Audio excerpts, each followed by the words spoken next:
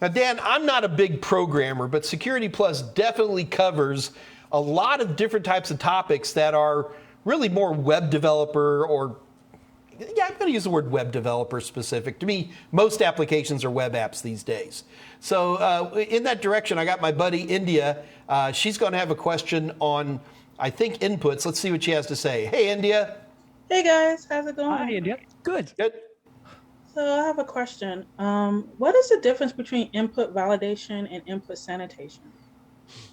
Good question. All right. Thank you, India. We're going to answer that one for you. All right. So when we're talking about data coming into a system, most of the time, the easier way to look at it is think about someone filling in a form, an online form, where you're typing in your first name and your last name and your address, that kind of a thing.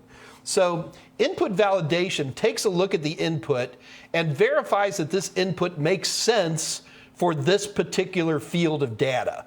For example, if we're going to be typing in an address, and let's say I'm concentrating exclusively on North America, with input validation, I can actually look at the input and go, oh, that's a legitimate street name, or for, again, here in the United States with zip codes, somebody tries to type in a weird zip code that with input validation, I can say this is not a valid zip code. So that's input validation.